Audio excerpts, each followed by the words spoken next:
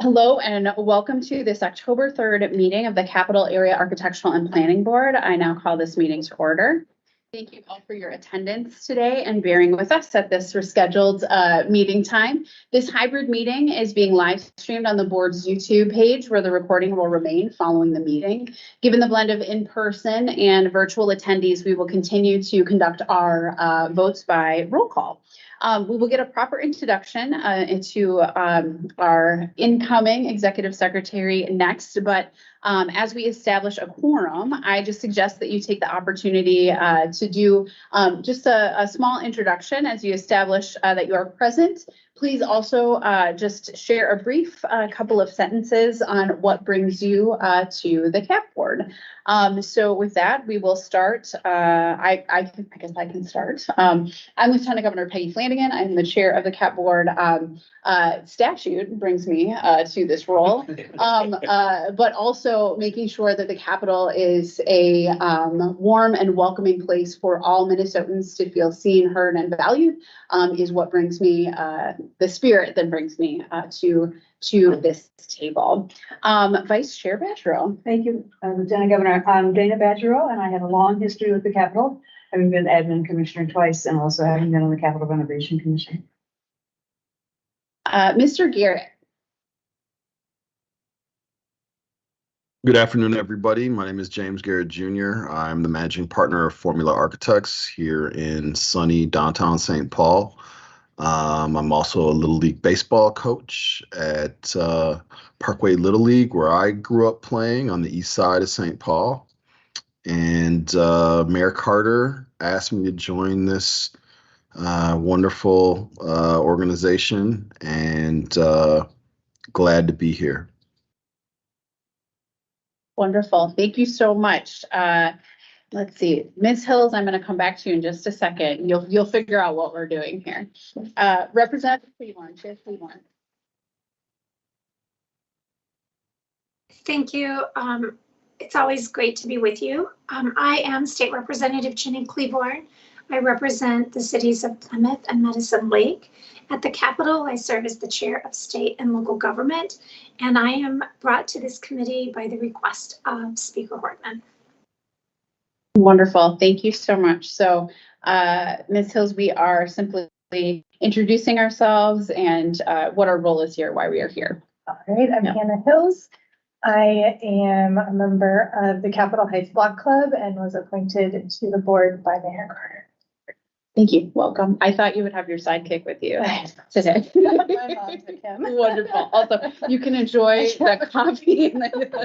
That's sit here. Absolutely. He's teething. You don't want that. Borrow my elbow. Mr. McLean.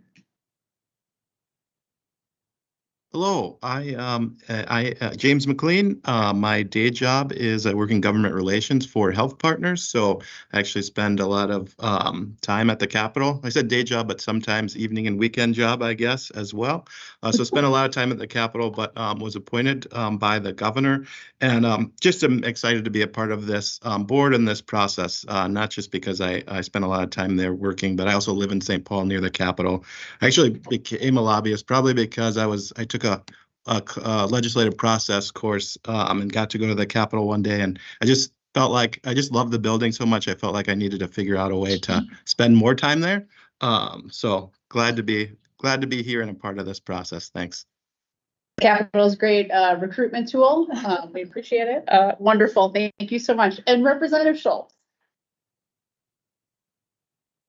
Thank you. Yeah, Representative Isaac Schultz. I represent House District 10B in Central Minnesota. Glad to be on the CAP board and be an assist to creating a great welcoming place for all Minnesotans to come and be a part of their government or to explore and see the beautiful Cass Gilbert designed state capitol building. Thanks so much. Awesome. Thank you so much, Representative. So we do have a quorum. Mr. Mandel, can you please also help facilitate introduction of other staff and our advisors? Sure.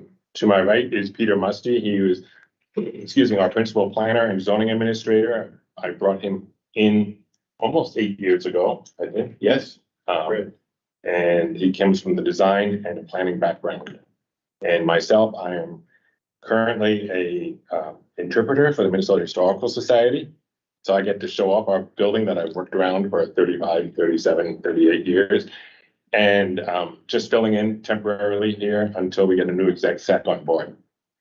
Thank you. Wonderful. Thank you. Advisor Bjornberg, do you want to introduce yourself? I was brought on by him many years ago after completing the capital restoration. I'm an AIA appointee as an advisor to the Capital Area Architectural Board, architect in practice. Anyone else are missing? We do have both other advisors. Yep. Oh. Yes, go ahead. I should also introduce Laura Dodson, who is, we probably could not operate without. She is about 20 hours a week. She's also double timing at university for design, graphic design. And she works more hours than I can even figure out, but she does all of our support work, maintains our website, etc. And has been invaluable for us. And then Danita.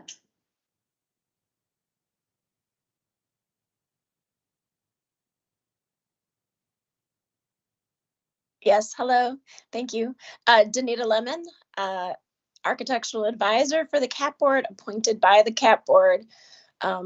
Excited to have this role because I believe it's important that our existing built environment, and particularly those buildings that facilitate all of the great government functions and supports the people, play the role that they should play in our society. So excited to be here and glad to be able to serve. Wonderful. Thank you, Ms. Lemon. Mr. Favor. Hi, I'm Joe Favor. I am an advisor appointed by the State Arts Board. I'm a landscape architect. I'm also a professor of landscape architecture and associate head of the schools of architecture, landscape architecture, and interior design at the University of Minnesota. And I'm just happy to serve. Thank you. I appreciate the branding behind you. Go Gophers. Wonderful. All right. Thank you so much. I think we've heard from everybody. So with that, I would like to start with I should say first, I do have a class of 5th graders who will be coming to the Capitol for a tour. One of them I know really well who lives inside my home. So you all can decide who's going to give this tour to rambunctious 5th graders. And Siobhan will know all the secrets for sure.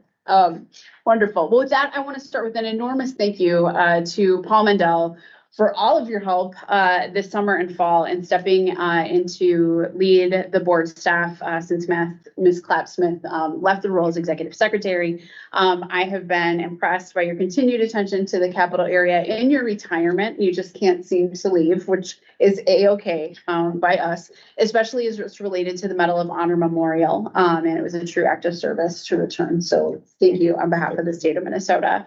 I know that there are a lot of other ways that you could have chosen to enjoy your summer, and I'm grateful for all the work that you have done through the past many weeks. Your steady leadership allowed for a very deliberate search and selection of our next executive secretary, who we'll get to in just a moment. And I'm just wondering if any other board member would like to offer or comment on Paul's interim leadership. He was a godsend. Yep, there you go. I think I speak on behalf of all of us when I just say thank you. We really appreciate it. Wonderful. Let the minutes reflect. He's a godsend. Wonderful. I'll second that. Excellent. And with that, we have this agenda in front of us. The snow on the ground is making me a little anxious, but you know, it's beautiful. Yes, that's right. That's right. The hot weather we have out here. Yeah, the 80 degrees outside. And with that, let's get to the introduction of our new executive secretary. As noted in communications to the board members, Minnesota Laws Chapter 70 passed at the end of session included an update to the selection authority for a new executive secretary to me as chair. We posted the position for 24 days in August, and we were fortunate to receive 10 applicants. From there, we conducted 2 rounds of interviews. First, Ms. Badgerow, Senator Pappas, and Mr. Mandel and Dominic McQuarrie from my team interviewed 3 candidates and recommended them for a second interview, which I joined along with Mr. McLean. and who was an executive committee member who had helped to attend the initial interviews but was unable to. But that process was important. It was important to me to not make that selection alone, but to have a true representation of the board and their perspective. And from that process, and with the advice of those who participated, I've selected Eric Dahl as the new executive secretary. We were very lucky to have multiple highly qualified individuals to select from, and Mr. Dahl's shown, especially with his experience as an interim director of the EQB, or the Environmental Quality Board, where he helped to guide a board that convenes a broad range of interests on sensitive matters. There's a lot of politics in that work that he does, and I can't wait to see him step into this role as he starts officially tomorrow. So thank you so much. I don't know, Mr. McLean or Vice Chair Badgerow, if you have any additional comments on the executive secretary selection, or just on Mr. Dahl in particular. I think you summed it up beautifully. Wonderful. Thank you. Mr. McLean, anything you'd add?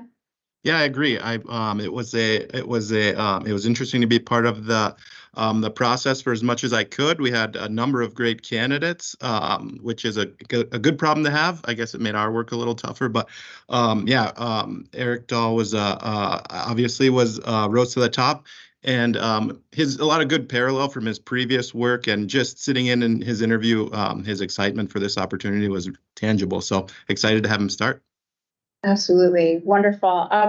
Mr. Dahl, I would invite you just to the table to just share, just some words. I know that you've made a lot of phone calls to individual board members, but for the tens of thousands of people are tuned in on YouTube right now. This is your opportunity, but just would love you to just give an introduction and tell us about what brought you to this role. Sure. Thank you, Madam Chair and members of the board. I'm Eric Cedarleaf Dahl, and I'm really thrilled for the opportunity to serve the CAP board. As the chair mentioned, I worked at the Environmental Quality Board for the last 8 years, being a planning director, writing the state water plan and working on environmental review issues and all sorts of tough issues around the state, with commissioners from each of the 8 state agencies, as well as public members from each congressional district. And during that time, I learned a lot, and also felt really great about helping serve Minnesotans in the same position. I'm excited to help this board realize their goals, move the comprehensive plan forward, and all the projects you have in the works. I'm really excited about. I live near Worth Park. I have 2 daughters, a 9-year-old and 12-year-old. We do a lot of skiing there, and I really love nature. We, as a family, recently returned from living in Medellin, Colombia, where we lived for 4 months, researching art and music, and my daughter's speaking Spanish. So I'm totally thrilled to have this opportunity, and I hope to serve you well and long. And thank you again so much. Awesome. We're really excited to have you. Do any board members have any questions or any remarks that you'd like to share at this time? It's okay if not, because we're going to be spending a lot of time together. Wonderful. Well, thank you so much for being part of our team. We're excited to have you start, and thank you for coming in the day before you officially start work here. We really appreciate it. Thank you so much. Thank you. Yes, Mr. Randolph. Just one note for all the board members and those attending. We went and purchased what they call an owl. If you can't see it from there, it has 2 eyes, and what it does is it does panoramic view of the room. Anyone that's talking will then become the speaker. So if you have side conversations, you'll be featured. But it's between the technology that the owl affords us and Peter's ability to get it all working so that we can do teams and everything else, this will enable us to take meetings out into the community without the high-tech capacity that a state building would have, take it out to the community and still incorporate everyone in the room. So just a note, it's a new technology, but he just got it working very, very well for us today. I love that feedback, Representative Schultz. That's fantastic. And it's really, it truly does, if you are sitting here, look like an owl, which is a little ominous as an Ojibwe person, but I'll take it.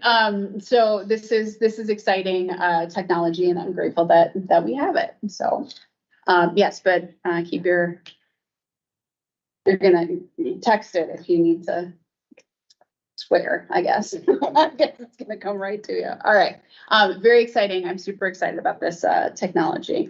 So our next item is the review of the capital budget requests in the capital area. The Department of Administration has 10 capital budget requests. I'm gonna do that at the end. Yep. In the capital area. Staff have reviewed the request and found 8 directly advance the comprehensive plan and 2 where additional information and collaboration may be beneficial. The analysis alongside with copies of the Department of Administration's preliminary proposals are included in your packets. Mr. Mandel and Mr. Musty, can you please provide some additional comments on your review? Yes, Madam Chair. The copies that are attached to your agenda item number 3 are the 2 items that we wanted to expand upon. You will see on the list, there are 8 items that are in the capital area that we would be fully supportive of. They implement our comp plan. They are fully supportive of everything that the zoning and everything else does.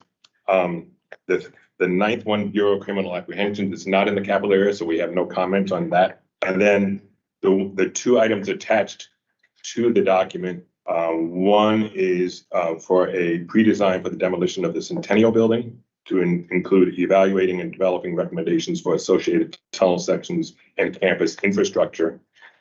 The other one is for a general fund account for a pre-design for the redevelopment of the former Ford Building and Lot C site. So these we had more extensive discussions about.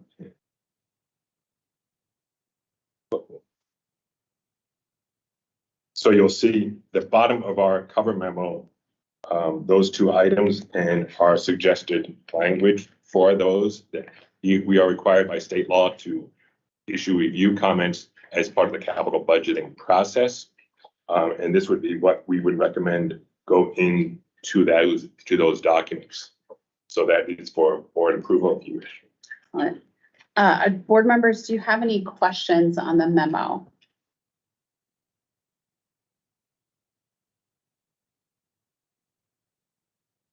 All right, then after, I would entertain a motion to submit the feedback listed in the memo. So moved. Excellent. Is there a second? Second. Thank you. I will now take the roll. Vice Chair Badgerow. Aye. Mr. Garrett. Aye. Ms. Hills. Aye. Representative Cleaborn. Aye. Mr. McLean. Aye. Representative Schultz. Aye. And as chair, I vote aye as well. The motion prevails. Thank you. The next item on our budget, or on our agenda, are 2 board decisions related to the demolition of the Ford building. The capital investment package passed at the end of the legislative session included funding to the Department of Administration to demolish the building and complete site work necessary for future development.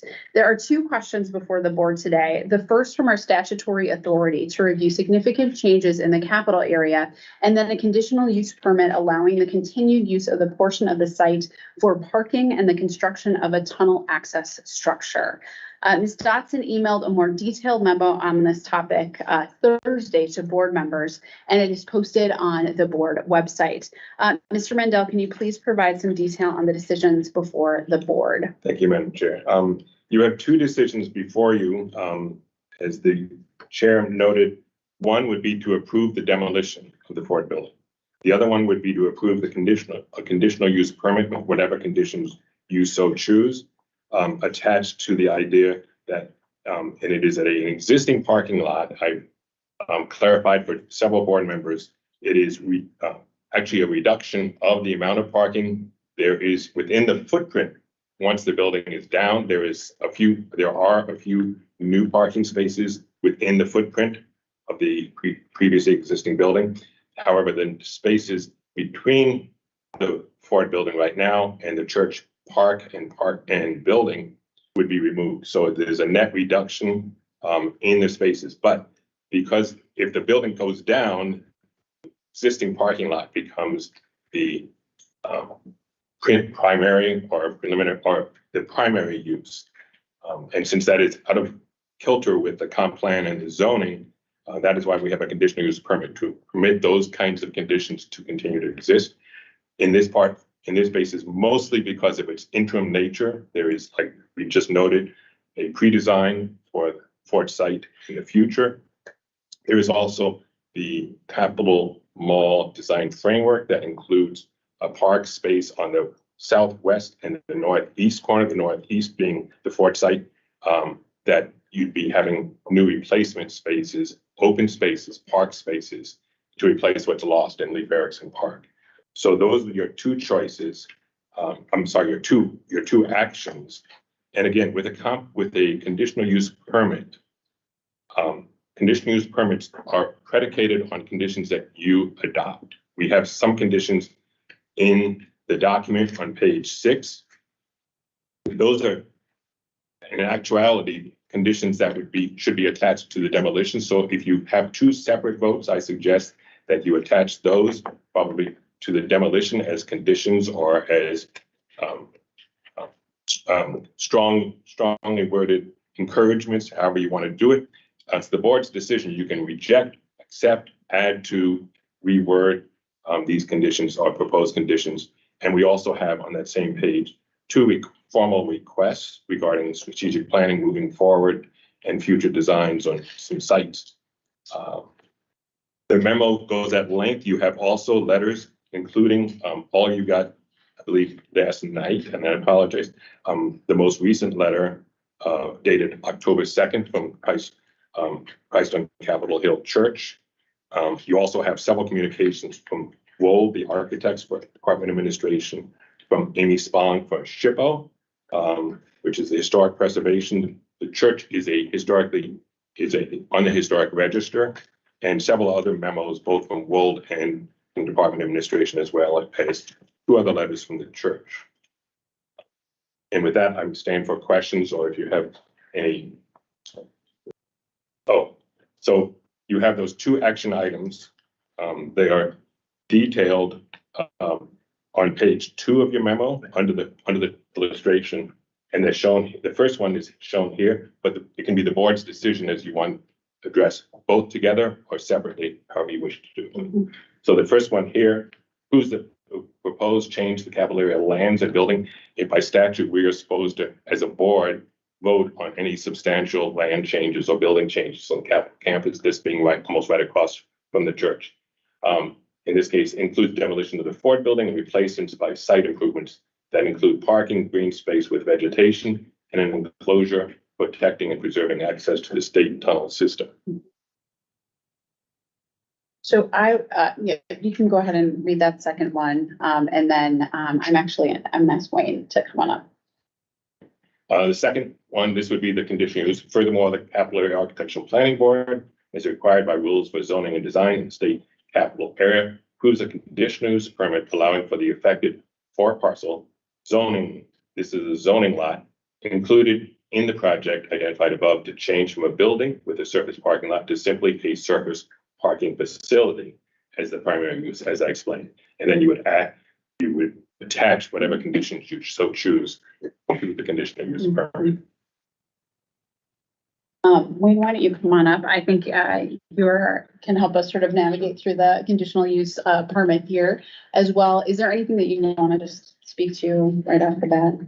You've got chair members, for the record, Wayne Waslowski, Assistant Commissioner of Department of Administration. Very nice to be with you again today. I would just say that I think primary related to the demolition is the discussion on what's the appropriate protections for the church property. And so we have that with Pastor Joy and members, and also work with our design team to outline the requirements that would be included for our contractor to follow. And then also Just a quick update on, so we're currently in the bid process, so we don't have a contractor on board today. Bids are due October 9th. Once that contractor, that bid process is complete, then we would work with the contractor to make sure we get the appropriate insurance in place and that documented before any work begins. One thing significantly we're also requiring is that the work proceed from the west side of the building to the east to create as much buffer as we can. Use the building itself as a buffer. Obviously, there is disruption with demolition. There's noise, there's dust, there's vibration. We will be doing vibration monitoring on the church property. We also will be doing photo documentation beforehand to make sure that, again, we're just monitoring to make sure that no damage is happening to the property. If anything that does happen, it's documented and it can be addressed appropriately. So, again, it's about a 3 to 4 month process to get the building demolished and the debris hauled away. That will be the most intensive period of time for the work. Once we get into the construction of the tunnel access next year and the site improvements that hopefully is less disruptive. But we're also working with the church on potentially providing some parking spaces, making access so they can move vehicles away from that closest to the building and would have the dust and any potential for debris from the demolition. So I think from related to the demolition piece, hopefully we'll get started on that in November timeframe. And then as far as the conditional use, I think as Paul described it, we're with some legislation passed, there's some additional green space that's being added beyond just the floor building site itself. So we'll be working through the design framework process to inform what that looks like with related to the site improvements, and obviously working with the board on that to implement that direction. And again, look forward to that work being done next fall. Thank you. Thank you. Thank you. I would open it up for any board members. Now would be an appropriate time for any questions, remaining questions that you have for the project team here as well.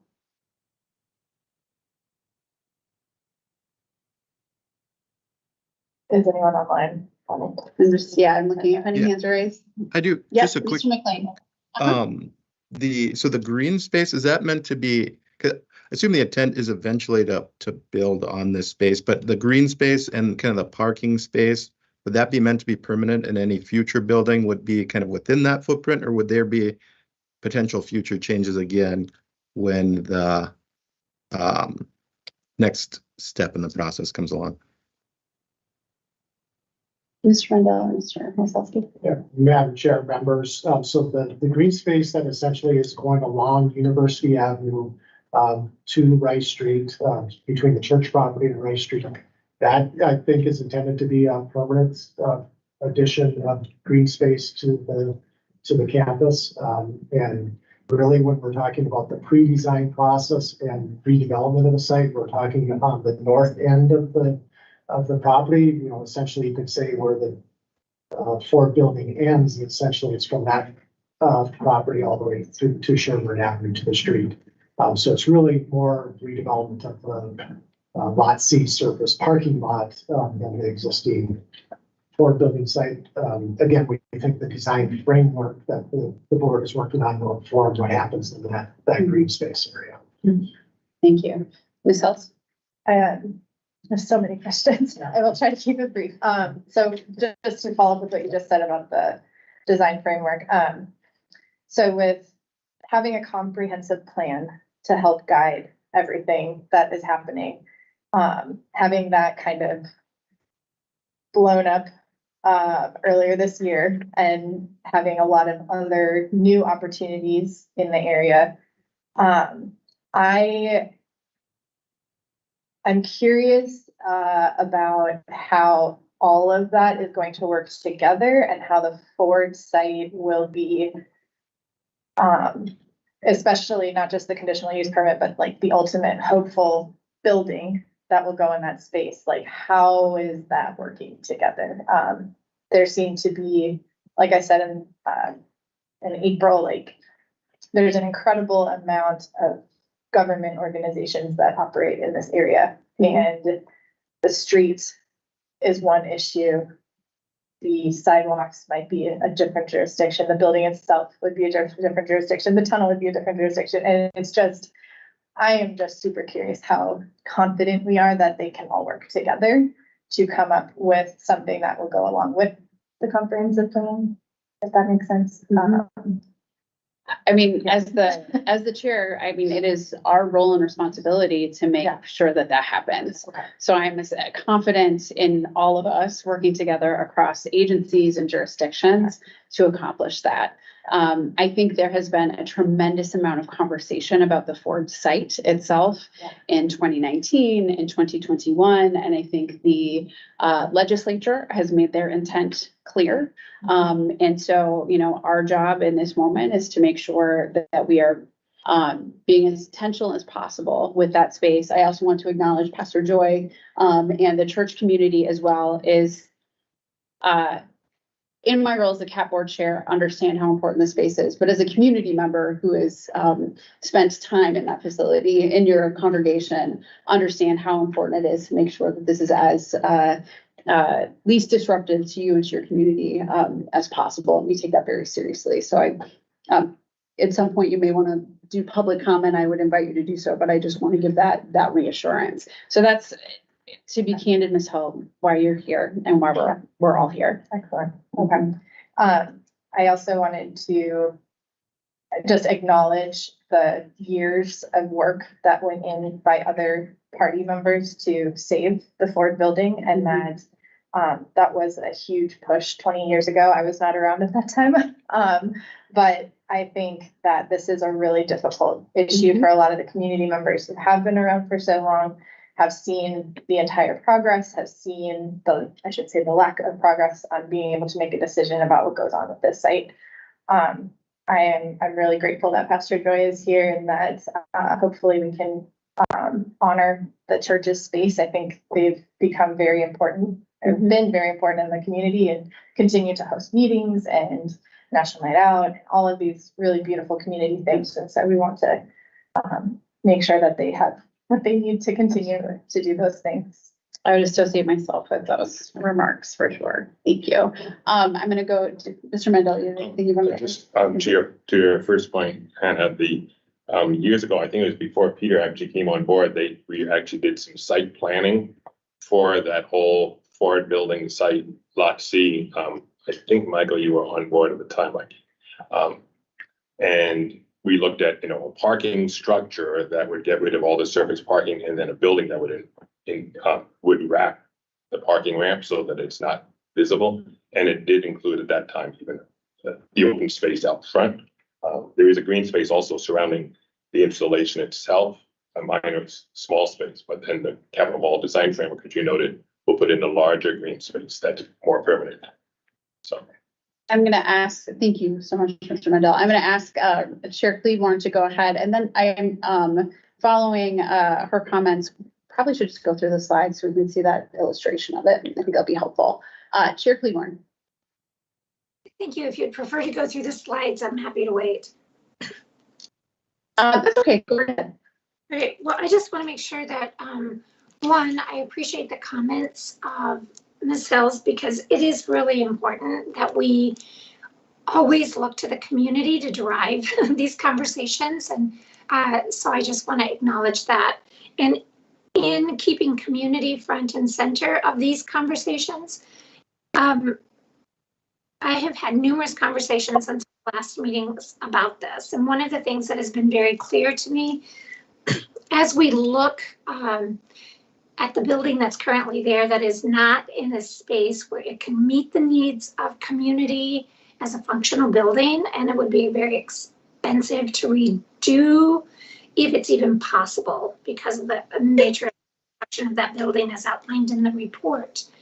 I would like us to make sure that as we move forward, the concerns that the church has, you know, about the vibration, about the temporary fencing, what that will do to the ability for people to get to and from the church. I think all of that is something that we need to make sure we keep front and center as we go forward with our plans. And I would like to say that their concerns about heavy equipment and how it might be disruptive is something that we really need to monitor closely and make sure that the communication with the community is front and center always as we go forward with this work. And so one of the big things that I heard very clearly in the conversations that I've had in community since the last conversation is that the individuals that I've spoken to, and it's not a scientific random sampling, it's just, you know, me walking the streets and talking to people at the fair who've talked about this project, is that they really don't want this to be an empty parking lot at the end of the day. They really would have a functional, usable community space as well that will be a catalyst to the community. So I just want to bring those comments to the fore, and that's what I have to say. So thank you. Thank you, Madam Chair. I think that is a lens that we all share in a spirit, and we're moving into this project that we all share. I really appreciate it. If we could just go through some of the slides to sort of illustrate this a bit more, I think that'd be helpful. Yeah. I have to say we're good. Yeah.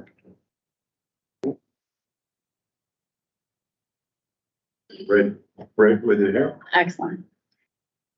While we're waiting for those to get pulled up, I want to just take this opportunity, if I can, just speak directly to the issue around the church. That I know it is a challenge to be the neighbor to a demolition site. And I'm glad that the Department of Administration has been able to respond to a lot of those concerns in writing. I think admin has done a very nice job with Christ on Capitol Hill. I'd also say, I'm really committed with the Department of Administration to minimizing impacts on the church and community. And I'm grateful that Pastor Joy, you have been really entered into the spirit of collaboration as we've been talking about this, and that we are very clear as the bids are going out that the proof of insurance, we would never move forward, right, without it, and just want to continue to have a dialogue with you and with the community to make sure that folks are well served and it is least disruptive, as possible. I just want to name that. Wonderful. Thank you. If you can just walk us through this. Do you want to just run through these? What defer that happened? Wayne. Certainly, Madam Chair, members. So this is essentially getting a depiction of the site plan. You see where the building footprint is outlined itself. So that will essentially all be green space with just on the very north end. There will be some additional parking spaces they're added. As you net out the parking, it's actually a reduction of 6 stalls overall with this updated site plan. So as I was describing that green space, so as we were connected to the design framework, as we move towards Rice Street along University Avenue, that's where you currently see surface parking. So that would be additional surface parking that would be removed to add green space. That's not currently in this project. It will be part of the and informed by the design framework. And again, that redevelopment opportunity that we see is that north end of this site as we go up towards Sherman Avenue. So still envisioning a green open space on the south end and then redevelopment on the north end. Thank you. Thank you very much. Can I ask a building related? Absolutely. So the Bethesda building that was just demolished, I'm just thinking through the issues that were present for them. Because this building has been sitting there for so long, is there still any concern about people trying to get in as you're demolishing to steal things from the building? And if so, how do you plan on trying to prevent that? Madam Chair, members, so a good question about security, and quite honestly, safety, during that process. We will have a fence up around the perimeter. We obviously are coordinating with our capital security folks on patrolling of the site. That is essentially after construction work finishes for the day, those are the essential things. It's going to be a fence site, and then we'll have capital security doing their patrols. And then it's just going to be a matter of monitoring to see what exactly is going on and how do we address any specific issues that come up.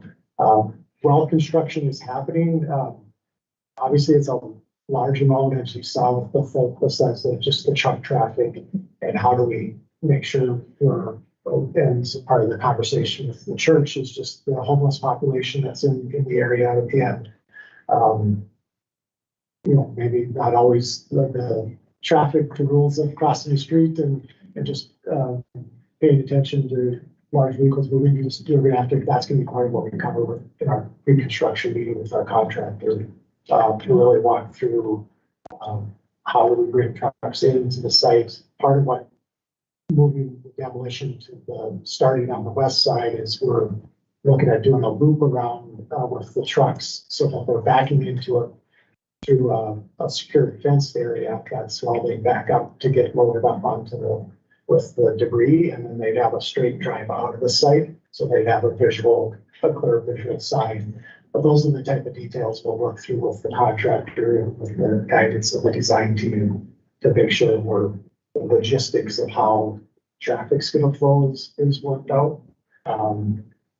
That said, there's challenges with security and safety, and so it's certainly at the forefront of how we're approaching this as well. Yes, that's right. In the letter from Christ on Capitol Hill, there was a request for a dollar amount to cover loss during the construction for use of their building. Essentially, I'm sorry for my ignorance, I'm not sure how that works, what needs to happen for that to be approved. And anything that would be a dollar amount is the purview of the legislature. And we would have to go through the legislature for any of those costs. I think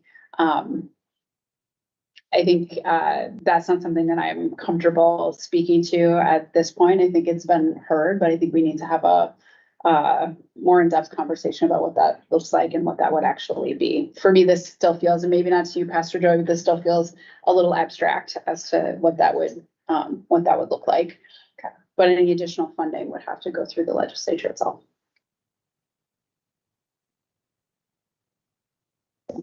I am wondering I would now just entertain if there's anyone from the public who would wish to comment, that this would be the time. Thank you.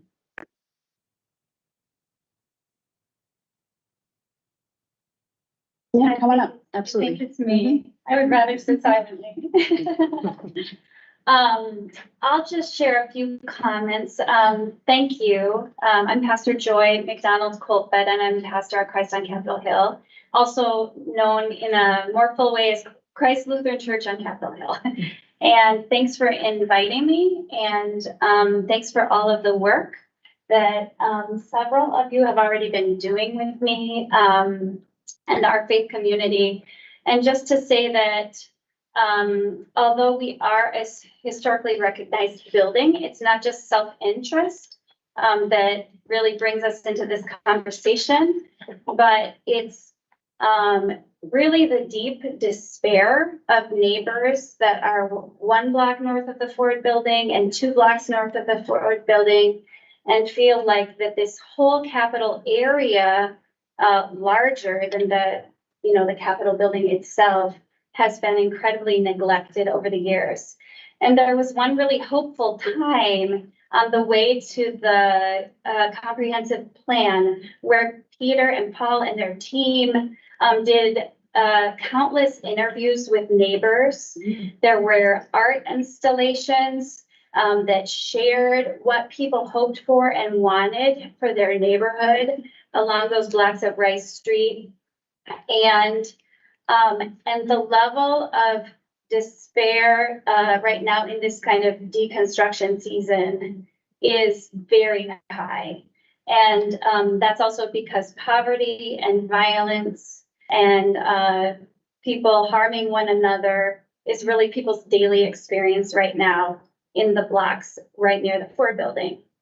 And so I think that the thing that we have been really concerned about is the health of our neighbors as the building comes down, and what might be released into the air and into the earth.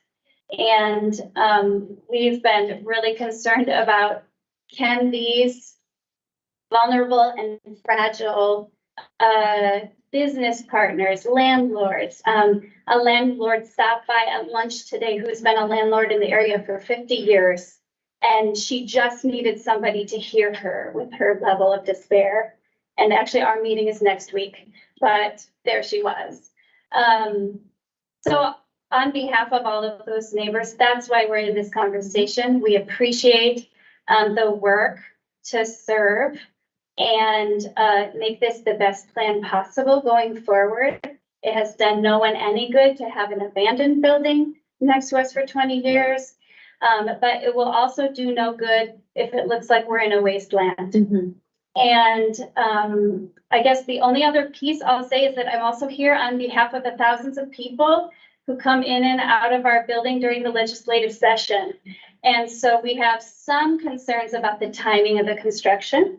And our building partners, which are several nonprofits, including the St. Paul Area Synod, they're very concerned about their work environment during this time. We all know how creative we've had to be over these past few years about how we get work done. So we're all creative people, but there certainly are legitimate concerns about whether, for example, the St. Paul Area Synod staff will be able to do any work in the building at all. So thank you for your deep consideration of the neighbors, neighbors like Hannah, residential neighbors, and also our small business partners and landlords who have really been committed to the Rice Street and part of the capital area for so many years, and who have really felt neglected and felt like this investment that is coming now is just long overdue. Thank you very much. I appreciate your comments. Would you mind coming back up and just walking through the timeline? I think we sort of talked about it broadly, but I think just to get to some of the concerns about the timeline of the demolition and then the site work itself would be helpful. Yeah, Madam Chair, members, so again, the bids are due October 9th, and it'll be about a 3 to 4 week time period for to get the insurance in place, get all the contract documents in place, and then we issue a notice to proceed to the contractor. They have to pull the building permit through the city, but essentially you'd be looking at about a month time frame before any work would actually be starting on the site and the demolition. And then once they get started, you're looking at anywhere probably a 3 to 4 month time frame for the actual demolition. It depends a little bit on the contractor that wins the award and how much equipment they bring to the site. But generally speaking, we've outlined that demolition portion done within a 3 to 4 month period of time. We are bidding the tunnel structure and site improvements separately. And that timing of when we bid the site improvements piece is going to be a little bit, we're going to see how the design framework is coming together and then see what are the thoughts on what type of site improvements should be incorporated into that work scope. But ultimately, we're looking to start that site work, this tunnel structure, construction of the tunnel structure, and the site improvements in the spring timeframe, with that being completed fully by the fall of 2024. Excellent. So the demolition itself, 3 to 4 months, like February of 2024. as we're sort of thinking about the legislative session, I want to just name that time period. We start a little bit later, which is great for many reasons. But hopefully will not be as disruptive to folks. Yeah, and Pastor Joy has shared with her kind of some of the times that are busier for church operations, and then some there's even coordination on funerals and For sure. things like that. So there's what we're looking for is Pastor Joy's been really wonderful to work with. We're just constant communication so that we're understanding where those important time periods for them, and then working with our contractor to make sure we're doing the best we can to minimize that disruption. We know it's going to be disruptive, but we'll all work together to minimize that. Excellent. Thank you. Have there been conversations with the business owners behind the church? Obviously, the church is going to be most directly impacted, but the way that the construction movement happens and the noise and everything like that, are there other people being brought to the table in the same way? Madam Chair members, they will be once we have the contractor on board and start to work with them on that logistics plan. We will want to walk through with the neighbors exactly how that flow is going to work and get any feedback that they're going to have. But essentially would be the truck traffic's going to come in off of Sherburne Avenue. There's several different access points into that parking lot, but ideally we're doing all the turnarounds and all the backing up in just secured fence areas. So we, again, separating from the pedestrian traffic,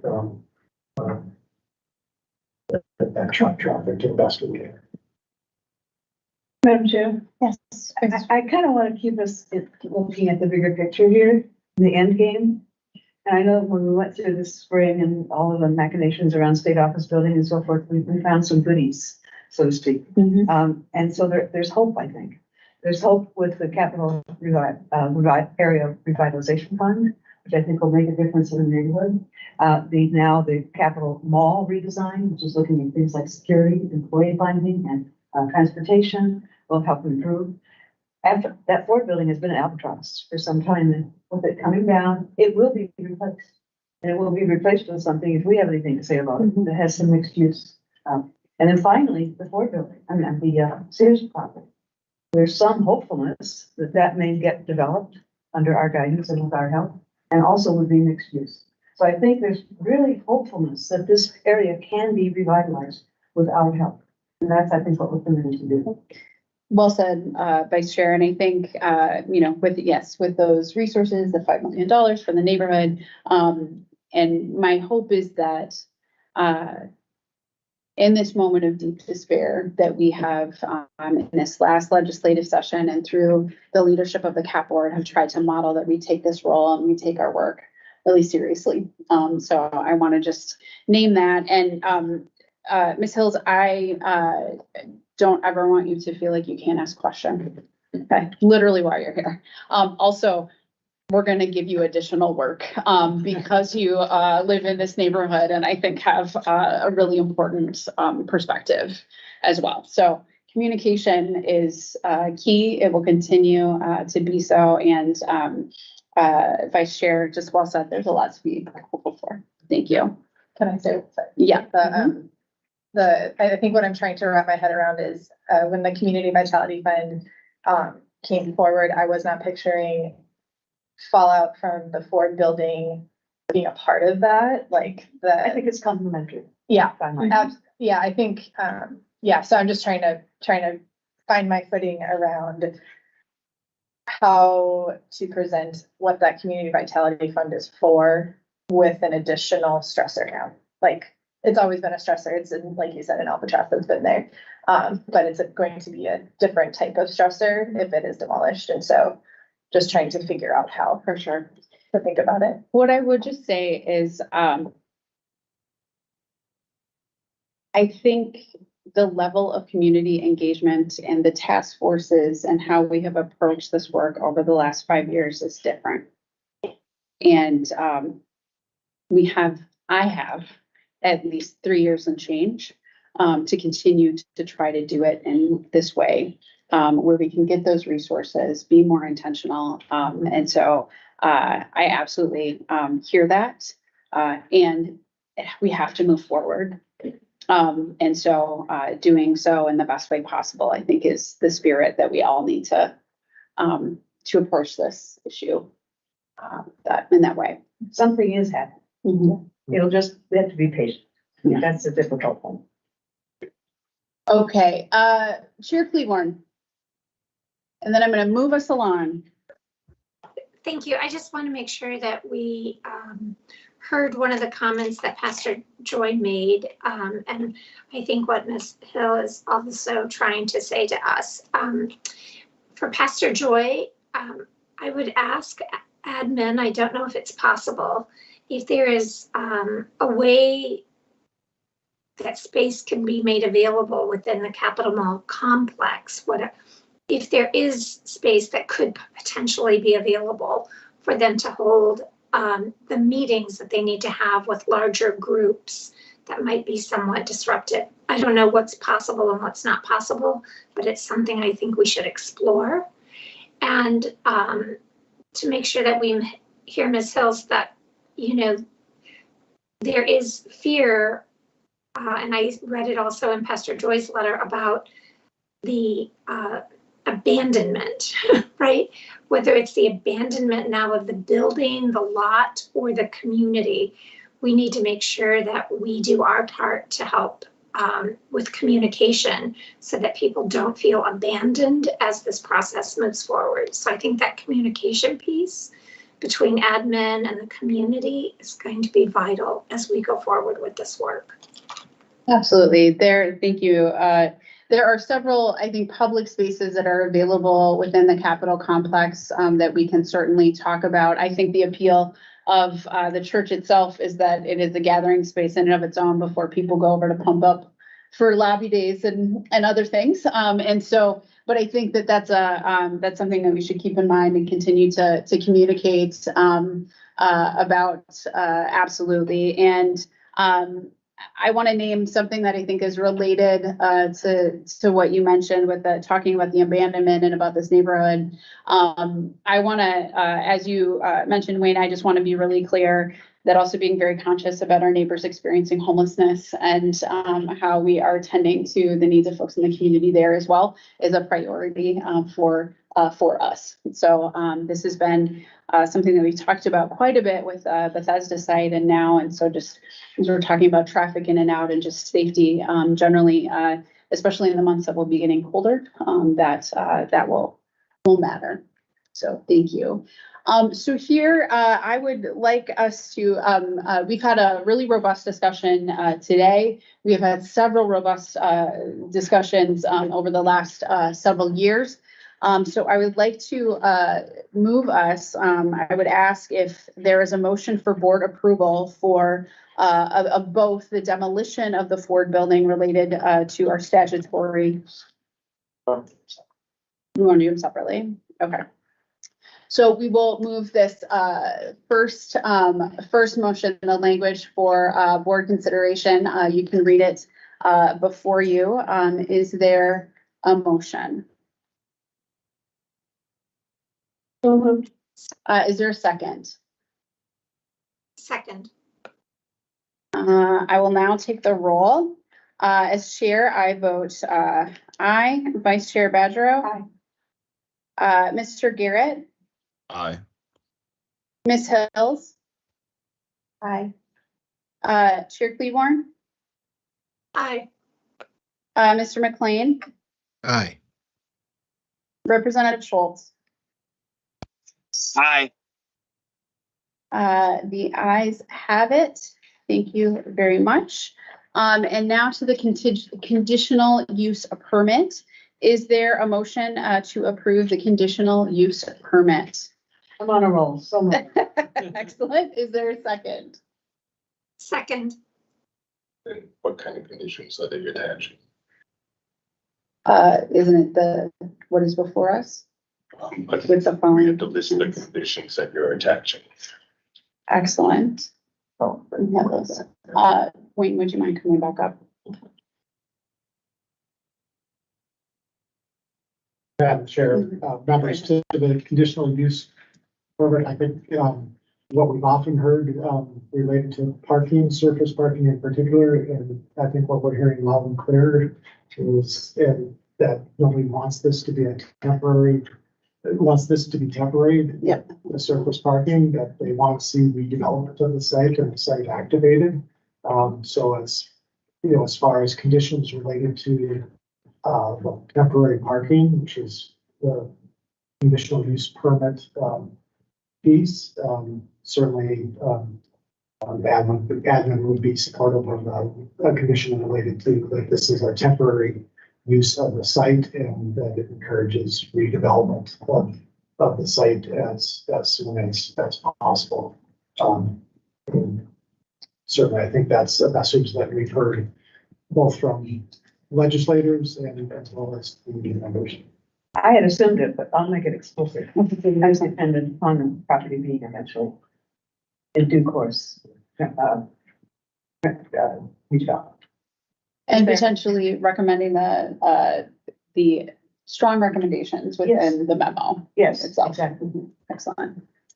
So moved. Is there a timeline that we can attach to that, or is that applicable? You could propose a timeline, but I would not recommend that. I would support that. I think the timeline that we have laid out is broadly what is appropriate here.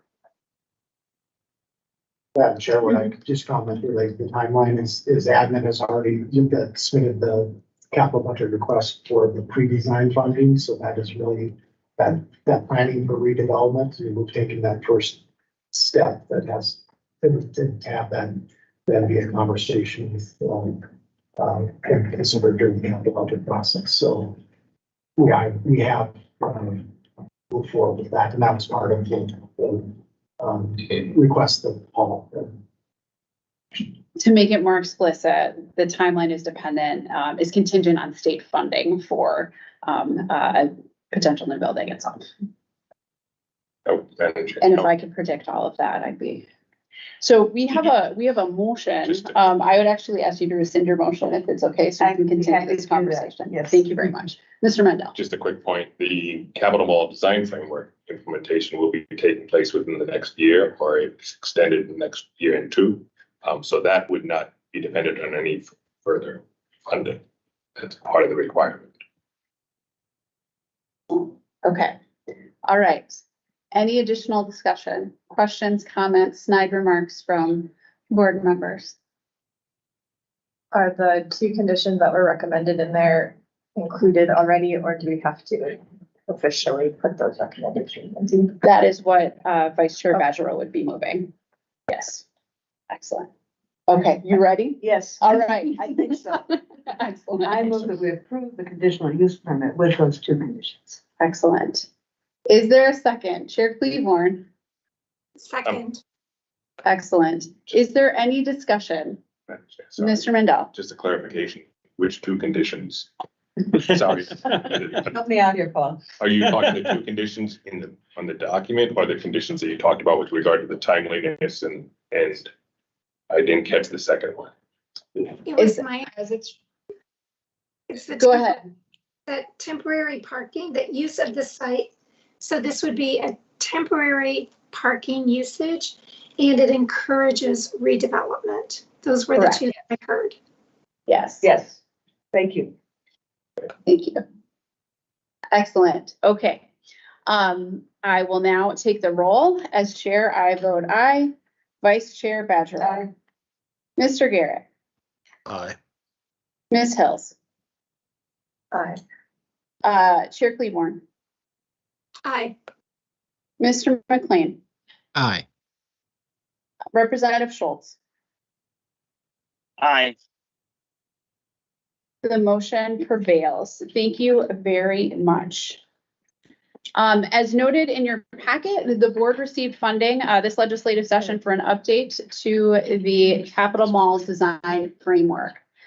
Board staff worked to publish an RFP in August with responses due September 23rd.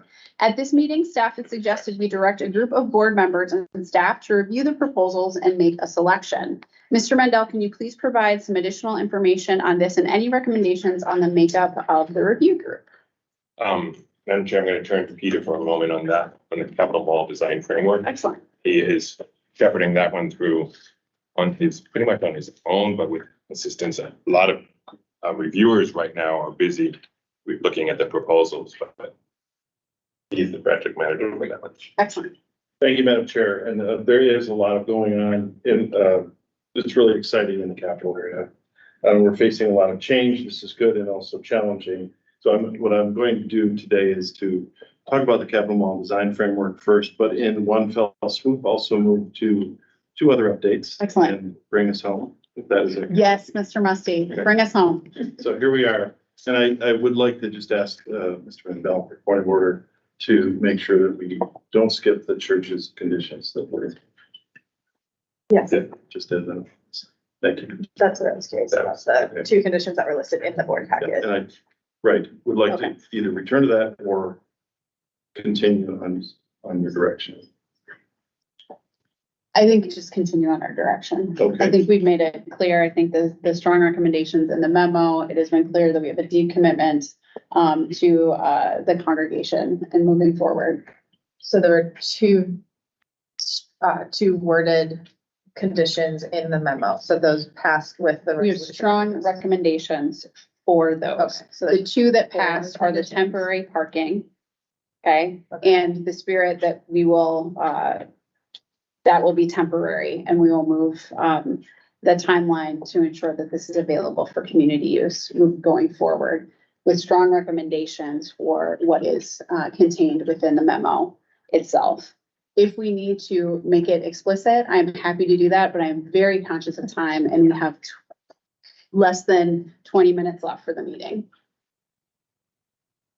Madam Chair, I'd just say, that I believe that Mr. Waslowski has really done a good job here of doing his best to protect the church, to listen to their interests and take care of them. And I'm convinced he will continue to do so.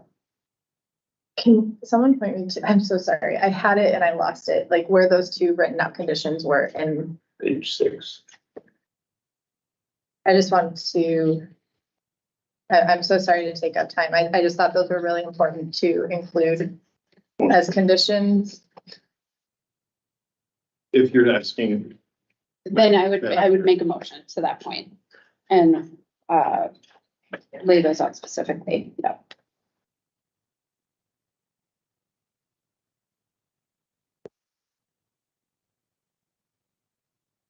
Can I make a motion? Yes, you may, and please okay. read them. So, And then all we'll right, move forward. the 2 were reimbursement for church and monitoring expenses.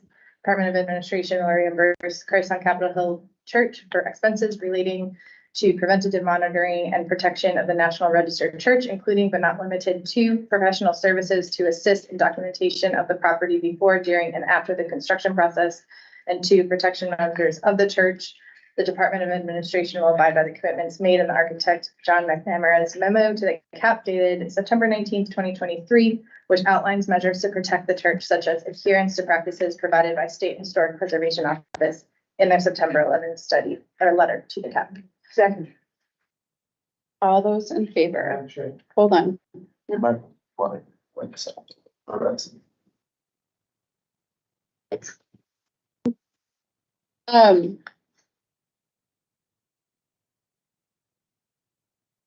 So I'm gonna ask that, so this has been, the motion has been made, it has been seconded. We can ask, I'm gonna ask for discussion. Wayne, I'll probably ask you to come back here. I am not going to recommend to the board that we vote in favor of this motion. And the reason being that this is not necessarily an appropriate use of conditional use permit language. Mr.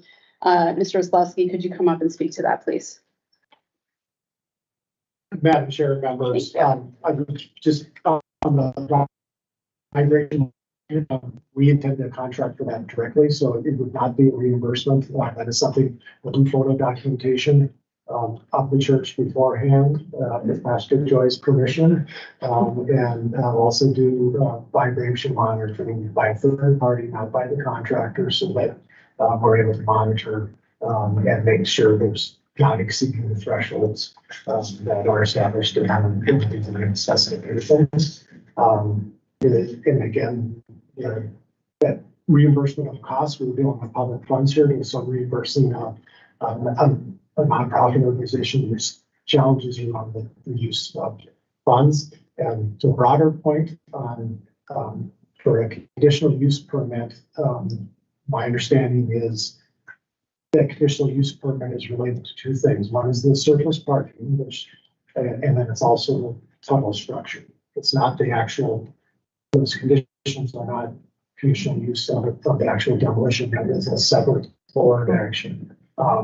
So again, we're committed to, as we do with all the projects we work on across the state, we certainly want to make sure the church property is protected.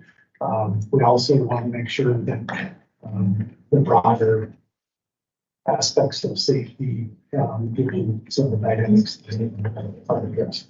I would just share the concern regarding wells being made a condition of conditional use permit for temporary parking. May I withdraw my second? Yes. Ms. Hills, would you like to withdraw your motion or would you like to proceed? I guess as someone new to this, I trust you. But I just don't know the ins and outs of how this all works. And should something happen, I don't know who to talk to if Pastor Joy in this congregation is not. Yeah. Yeah, and Chair, I can, members, I can real clear that if Pastor Joy has an issue, she's not getting it resolved, she's gonna have access to lots of people, and ultimately, you're gonna be able to talk to me about if there's issues that aren't being addressed appropriately, and make that commitment to people. Thank you, Ms. Hills. Advisor Bjornberg. Madam Chair and members of the board, I've been involved in the open house for this and discussions with the architects and admin and Pastor Joy. I think the way all the discussions have gone has been a great collaboration. And I think there is a genuine concern for and caution of the church in the way it's being approached. It behooves everybody's best interest that it's done, sort of thoroughly and covers everybody. So I feel very confident about the way it's going now and what admin is doing for it. Thank you. Sorry to take up time. It's all good. Excellent. So let's continue to move forward. Thank you, Advisor Bjornberg, for advising us. Appreciate it. Excellent. Mr. Musty, please go right ahead. Okay, well, thank you, Madam Chair. Thanks for the clarifications. There's a lot going on that I mentioned. It's very exciting. There's a lot of change. It's good and very challenging. So it will translate to ongoing construction that's already started and some ongoing disruption. So we should look forward to more updates as the board and as the community as the community moves through each project. Today, I will plan to do status updates on 3 important projects and then can take questions on any project. As you know, it's been a busy summer and I look forward to bringing Executive Secretary Dahl up to speed as soon as possible. First is the update on the Capitol Mall design framework. Quickly to summarize, we started in July with staff working with a range of the stewards on the Capitol Mall agencies, from admin to Minnesota Historical Society, to draft an RFP and put it out on the state register, received inquiries, issued the RFP, and then received submittals on September 21st. We're right in the middle of the process, so I can't give a lot of details in terms of proposals. But we do have some advice from the board on one issue that you mentioned. But we've moved through and look forward to having contracting for a team that will then go from the supervision by evaluators from all these agencies to a technical advisory team, sort of steering as the work goes forward. And a quick summary of the Capitol Mall design framework. It'll build upon the 2040 comp plan for the Minnesota State Capital area and the prior Capitol Mall redesign plan that originated in the mid-1980s to shape, guide, and manage the Minnesota State Capitol campus environment and its physical form. It seeks to foster a holistic vision with an inclusive range of strategies to ensure the highest standards of implementation within the capital area. It explicitly calls, or the comp plan must be done before 2025. According to our comp plan, it's the only thing that has a date in our comp plan. But thank you to the legislation passed by the Minnesota legislature in May 2023 to fund this work right away. The plan will require formal approval by CAP board and ultimately be submitted in its final form in some way for adoption by reference back into the comprehensive plan. I will not go through this list other than to summarize. The deliverables outlined in the request for proposal will address a cultural landscape report, which is a key document in developing and understanding historic resources. The plan itself will, of course, include a beautiful updated plan and visualizations, but also generate layers at the mall scale and at the district scale.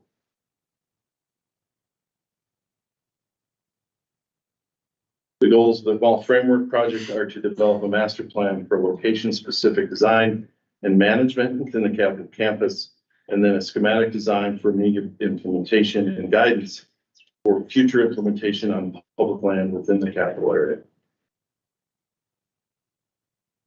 Those layers will address street design, district approaches to stormwater, tree canopy, and hopefully other elements like comfort, benches, cooling on hot day, shade, and safety, as mentioned in the comprehensive plan. We look forward to regular board updates given within the hurried timeline we have ahead. So overseeing the work is a wide-ranging group, again, from the agencies and offices that share stewardship of the mall, including the Department of Administration, Minnesota Historical Society, and the City of St. Paul. Among others, there'll be additional agencies that will be brought into reviews as we go forward. And I'll turn it over to Paul at this point, simply to conduct some advice from the board on the needs for the interview team. Thank you, Peter. Madam Chair, and board members, we are looking at to try to get things going as quickly as possible.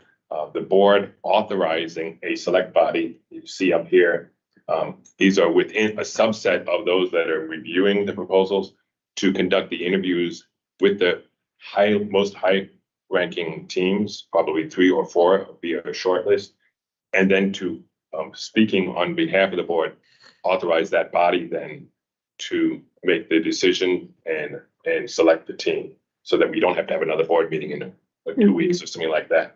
That way we can hit the ground running as quickly as possible, get them under contract and get started because we have a very, very, very tight timeline.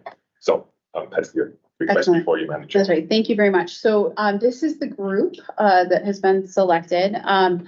Is there anyone else who would like to participate in this process? We can certainly put that out to other members who are not here. If you want more meetings in your life, this is an opportunity. But it's going to be incredibly good work. I'm very excited about this. So I would ask for a motion to give authority to this group to make a selection. Thank you. Moved by Ms. Hills. Is there a second? Second. Excellent. Second by Mr. Garrett. I will now take the roll. As chair, I vote aye. Vice Chair Badgerow. Self-serving aye. Mr. Garrett. Aye. Ms. Hills. Aye. Chair Cleaborn. Aye. Mr. McLean. Aye. Representative Schultz. Aye. Excellent. The motion prevails. Thank you very much. And I think there's 2 additional pieces here. Yes. Regarding the new hospital at the former Bethesda site, they are on track for new construction through the length of 2024, possibly opening in 2025. We've had a final interaction with them as we do our final compliance to make sure that what the city has approved is consistent with what the CAP board originally approved.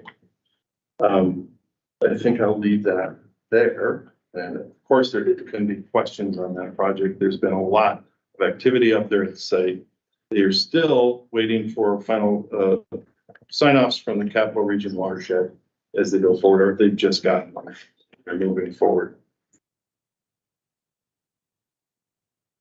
And I will the update as we know on the Sears site, former Sears site, and as outlined in the board memo, there is a new ownership team. New owner is Asian Media Access, led by Angie Long, in partnership with Asian American Business Alliance. They are the ownership team, currently promoting a range of ideas for long-range reuse of the building as a centerpiece of a larger site redevelopment. They have sought guidance from Capital and city staff together as they build a development team to support the ownership team. They're still really in the formation of the development team. And since the big box pattern of the old Sears currently is not aligned or really in a couple of places legal by zoning regulations nor comp plan policy, that new combined team will embark on a site master plan within our capital rights development framework. And lastly, they are building support to explore technical barriers and development related to environmental studies connected with the current site and building and the realities of the building, possible reuse of part of the building. The site in the city, or the city and the CAP board, will be expressing support for them as they seek planning assistance to develop a site master plan that will engage and integrate community input. And then the final piece of information in the interim, with the guidelines that this body has approved for me to administer, temporary use permits have been issued. They have now are running the same ownership group. It's running a weekend fair on the site called St. Paul Marketplace, a mix of food, art, and vendors, and has been covered in the media. The CAP board has worked with the ownership team to permit the site for 6 weekends this fall. So those 3 updates, Madam Chair, I will turn this back over to you to facilitate any questions or discussion from board members. Thank you. I just want to, I would sort of the board chair's prerogative here. I am grateful that this space has been used with the food trucks and the art. I want to just name it explicitly that our expectation for the site is one that is supportive of the community and is also a mixed use site and development that has been the expectation of the CAP board for some time and continues to be the expectations of the CAP board, and look forward to working with these owners to get it to a place we all can feel really good about now and into the future. So thank you for your good work there, Mr. Musty. Are there any questions on any of the pieces here? And I anticipate we will get a more significant update on this year's site in the future as well.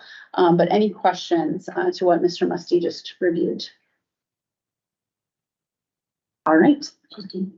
Yes. I look forward to bringing more updates back. There's many things operating in parallel, including the Good Neighbor Group and their work listening the community and how that translates to the Vitality Fund.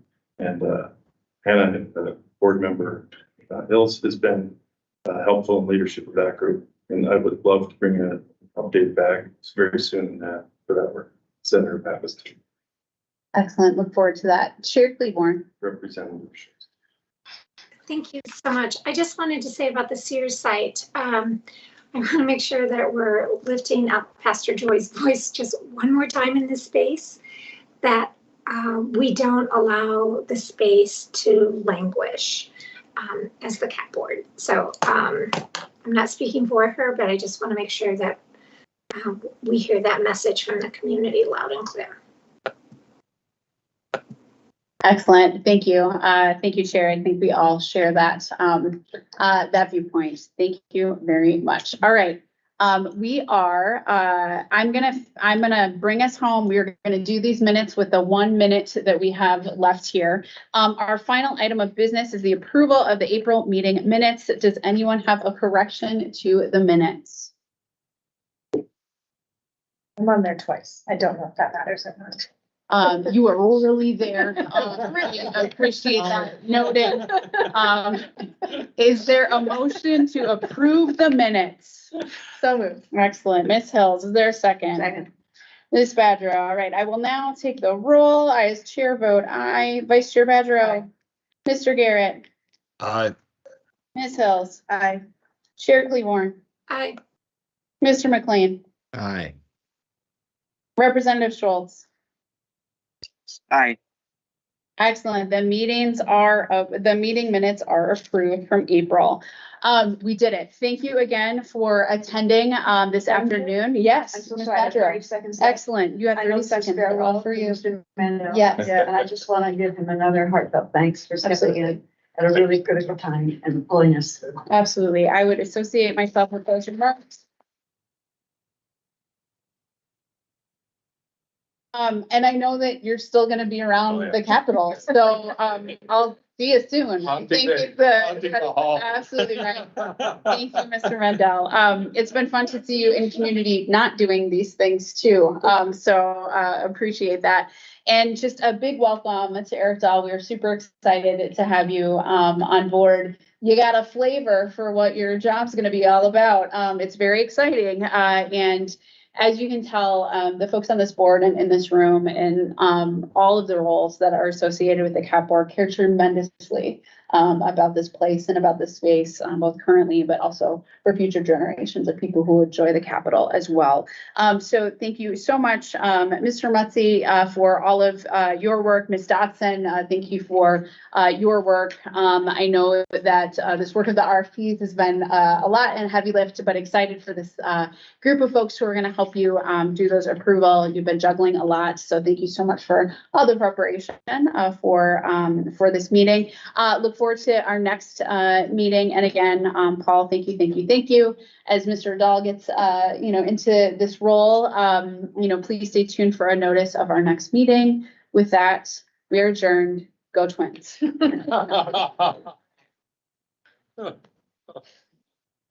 you.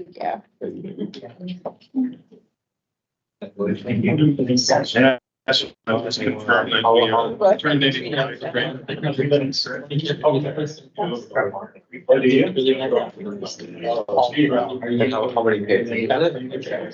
Yes. What, how it was. It's not like it's out. And it's everybody wants this.